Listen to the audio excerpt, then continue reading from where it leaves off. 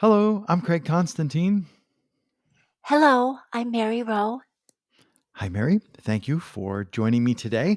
We had a little conversation beforehand, and I do my little free association thing. And you mentioned the word utterance, and I was okay. That's like, ooh, that's a different response to free association about podcasting. So tell me about like I know more than other people might know. So I know that you're working on Host on Mic and that your podcast project is like still in the crock pot and you're still like lifting the lid and like sensing it needs a little bit more of this.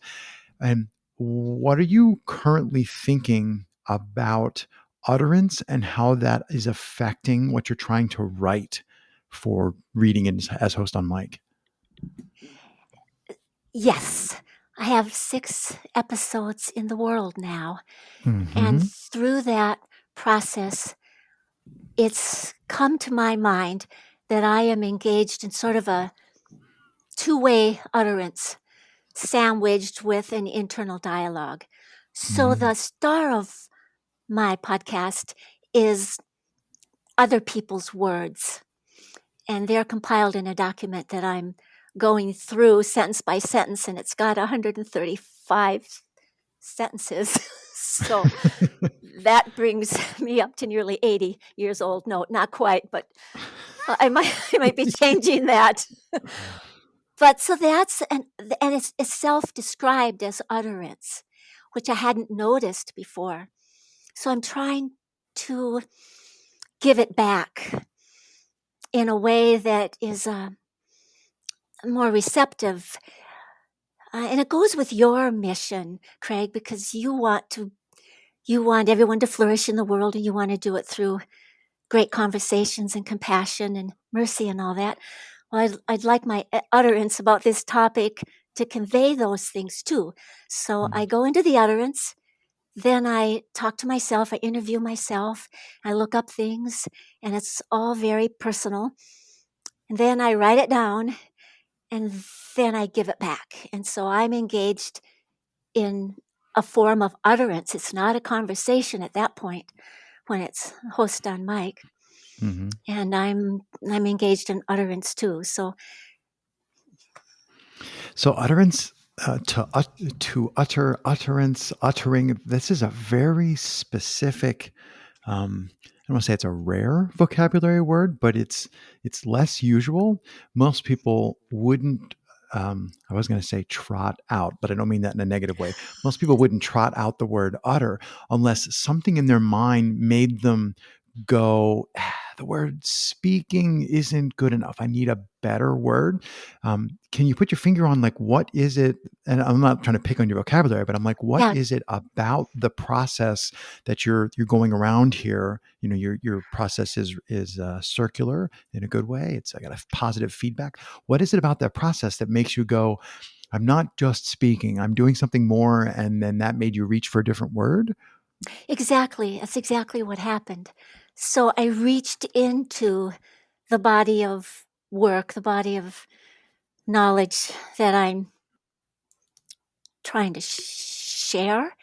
And that's where I found quotations about utterance, Hmm. which aren't quotations that I'm going over. And the minute I was reacquainted with that, it brought back a lot of great memories. And I thought, that's perfect. Hmm. What? That Um, wasn't what you were looking for, was no, it? no, no, no. I had that. Uh, I'm not actually. Well, first of all, yes, it was not what I was looking for because I'm never looking for anything in particular. But aw. what you said made me think there's something special or something. I mean, it's The obviously intent, less yeah, common, the but there's something. intent, Yeah. Well, there's. Yes, the that in, definitely. the intent to influence, and that means if you want to influence, that means you've got to be at your best, Hmm. and you've got to be as pure-hearted as possible, because the effectiveness of words that influence people can tell if you are being Right. pure-hearted and if there's compassion and lots of Here's Yeah, the another intention here's is another old-fashioned word for you. If there's virtues at play, yes, not there's a lot of content between the lines. Um, I'm wondering what your thoughts are on uttering out loud, even simply speaking out loud, changes one's own thoughts. So it's one thing to read, read someone else's writing, to write your own, to read your own writing, to write more. That's one process. But to pick it up and to utter it somehow changes the way that I perceive or experience or understand my own thoughts. And I'm just wondering how far down the rabbit hole you've gone, now that you're consciously, intentionally uttering and recording and then going around, like how far down this rabbit hole have you gone? well, I know I can go farther, but I've gone I've gone pretty Nicely far. dodged. I've gone farther than I expected also, and I keep Hmm. hearing, is it okay to mention somebody else from the Sure, it's community? your show. Okay. Well, I keep hearing, Rick. Do you know who I mean by Rick? Yeah, if I'm gonna guess you mean Rick Lindbergh, and if I get it Yes. wrong, it's gonna be bad. Okay. Yeah, here I don't like to guess because if I guess wrong, then it's like, yeah. oh, now we named somebody that we're not thinking of. No, that's Sorry. exactly right. So And Rick. he's mentioned several times to create some distance when you're Mm, recording or even from listening.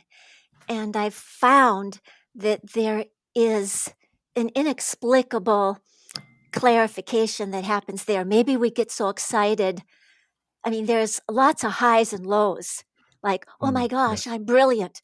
Oh my gosh, this oh my gosh, this is I'm worthless. laughing along. I'm Yeah. laughing with you, not at you. Oh my gosh, this is worthless. And Yeah. really, what you want to be is not self conscious at all. So, in that process of giving some distance and coming back, so I give it at least overnight. I try. I'll I'll I'll publish late to give it that distance.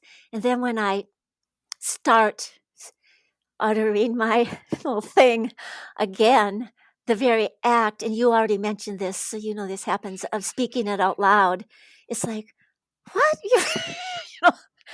know, because I have to rein in my thoughts too and try to communicate in a way that people will understand even normal things.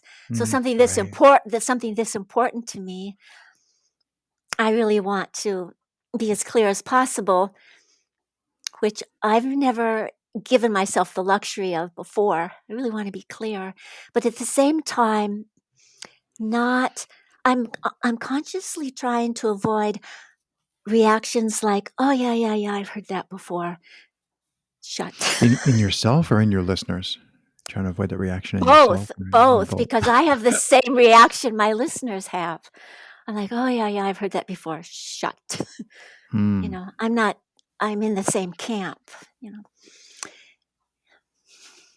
There's an interesting process, isn't there, about trying to sometimes like in my brain, I'm very left brain analytical. It's like I can think at a certain speed, but I cannot write or type. I can type faster. Well, I can type and write in cursive about the same speed, but I can't type or write or speak anywhere close to as quickly as I can think.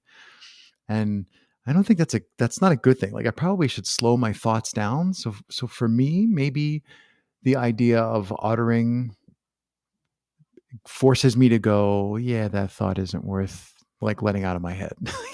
Like 9 out of 10 of these thoughts it should just go on the floor. And I think maybe that's part of the magic of that of uttering it is you have to trim. Well, yeah, that's also new to me, um, and I've been getting experience with that in Toastmasters, which I think you've heard of, or Yes. yeah. So I've been getting experience with that. So and then there was Business Networking International. That's another group where you only have 30 seconds to Mm, talk about your business, and at Toastmasters you only get 5 to 7 minutes for your speech. So I give myself 9 minutes for these episodes, and I do. mm, I cut out a lot, and and I've spent hours researching. I try to save it somewhere. My show notes are now getting longer than That's a good than thing, right? than If you than want to the go deeper, go here, right? exactly, because I don't want to. Yeah, I don't want that can muddy it up. Explain this, explain that, explain. But then there's a certain amount of. You're right. What you said about 10 or 15 minutes ago or something. I'm figuring it out. Yeah. Yeah. Well, there's a certain, so I'm thinking there have been times where I've, stood up in front of a small group and tried to explain some project, and there's there's like a moment, well, when things go badly, there's a moment when I suddenly realize that I'm standing, like literally standing, and I'm talking, but I have completely, like, at a moment, in a moment, I realize, oh, I have no awareness of anything in the room. Like, it's just me talking. And I'm like, whoops, that's a problem. There are other times where I'm in front of a group or like on a forum, and I'm really aware of like everybody in the room and like how they're feeling, or and to me it seems like when I'm intentional about how I'm uttering or how I'm speaking, part of what that means is for me to make sure that I am continuously aware of what's going on around me. And I don't know if you've tried to play with that. Like, have you caught yourself like you're recording, host a mic, and then suddenly you're like, oh, I forgot I was recording. That's where I want to be. I forgot I was recording. Uh, that seems to be the best place. But Seth, is it okay to say Seth? Yeah. It's your Mary, it's your show. You can talk Okay. about anybody you want. You can Okay. talk about anything you want. I even told you that before we started. I know. There's no leash. Run, run, Seth, run. oh, Seth is such a good example because he knows, and he really understands his subject. He's gotten deeply into it, and then he gives it back. And Right. when he's And doing he sees video, people respond. I tried to say it this way. I saw the response. I tried to say it that way. I saw the response. and whether he's interviewing or just host on video mic, I can't see that he's reading anything at all. There's no filler words. Mm. He is so deeply understanding what he's talking about and so engaged in this is what I have for you. He knows that maybe people don't watch those lessons at all or anything. It doesn't it Right. doesn't it doesn't dampen his zeal. And I aspire through the exercise of the podcast to get to a point where I have that much ownership of what I know, where it's so comfortable for me to share it with and identify the people who want to have a conversation around it, and I'm so comfortable with what they have to share, and it becomes like this is comfortable. Why Mm. not? Yeah. Yeah. Well, I think that's a great place to strive to be. Um, when I pause, it's not because I'm bored. It's because I have too many things and I'm like filtering. What is, what are you trying to share? Like, and that's a really hard question. So you can be like, that's hard. But what are you trying to share? Like, do you have a clear Yes. vision of where you're going and a clear way to Yes. get there? Yes. Yes. And and the vision is we're going to be okay maybe. That's a really solid potential possible vision. I love it. We're going to be okay. Maybe. Love it. Because it's not guaranteed. So in the document, which has a very heavy title, but the universal crisis affecting mankind, it lays out, just how bad it is on the one hand. But on the other hand, there's a second part that says this is the disposition we can adopt. And it just explains us how to do it. So the very clear vision is it's going to help if we have some shared understanding of what we're doing. Just Mm. like you're conducting the podcaster community and you've set up sort of people have complete free reign. I think you've assured me twice already that I have free reign here, but you've also put in some kind of like guidelines or maybe even rules because you Yeah, want it to be and it's a safe fair. space. Yeah. Yes, you want it to be that kind of a space. And you're also still developing it, exploring, well, can we do this? Can we do this? What's going to make it better? Well, I'm just excited about a world that has that same kind of somebody is overseeing this, making a safe place. There's lots of room for creativity, but there's some guidelines. And, um, and so I'm going to try again. So your question was, do I know what I'm trying to say? And I am trying to say, I can't think of any. We are going to be okay, but we've got to do it right. We've got to do our part. And it I doesn't would mean we have to yeah. be the same in any way, Yeah. except in the very things, the compassion and the mercy and the conversations and the understanding. My dad had this phrase, to each his own. And Yeah. that carried a lot of, I love it. There's a couple of like classic aphorisms like good fences make good neighbors. And there's a is it a Frost poem about two people walking a fence line, putting the occasional stray rock back on the fence line, and just the idea of, physician, heal thyself, fix my own problems first, become Mhm. aware of the small scale problems around me and demonstrate that I can take action and work on that. And then that makes me think like, oh, maybe I can go to the neighborhood block meeting and we can try and solve this other larger problem and like work up. It never ceases to impress. Like, never underestimate the power of motivated individuals trying to create change, because that's the only thing that's ever created change. It's like somebody goes, "Hey, I got an idea," and then somebody else goes, "That's a good idea. Let's work on that." So I definitely agree with you. I think you're thinking around how utterance, and how being mindful of what utterance is and how you're doing it, that self-feeding upward spiral that you're creating for yourself is a great way to like clarify your thinking and sort out, all right, I got 50 million things I could possibly say. Which one goes next, in Oh, this next episode? and And that's yeah. really hard, right? It's like really hard to do that. And I really, really, really love it. No, I would have never. I try not to be sarcastic in my podcast, but no, really, you like? Oh, I would have never guessed. Yes. I Yeah. have this picture of you, Craig, with the fences because we do need them. But I see you, making gates in the fences. Ooh, that's a And good metaphor. Yeah. you are, you are. Yeah. So we can shut it, open it. Lots of free flowing, permeable. There's a thing about borders, right? If you don't Hmm. have any border at all, you don't have a thing, right? Hmm. Like, Hmm.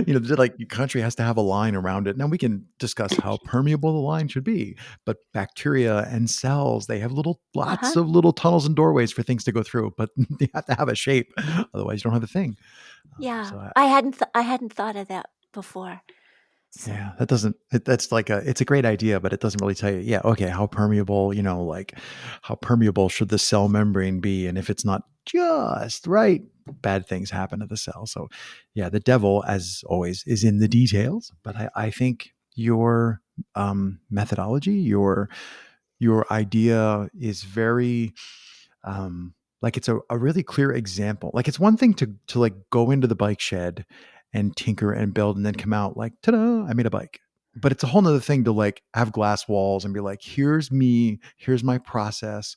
And I think what you're doing is really useful, obviously for yourself, but also useful for others to see how you are using utterance and self-awareness and careful choice of what you're saying and continuous referral to source documents. I think that's a really good process for people to consider.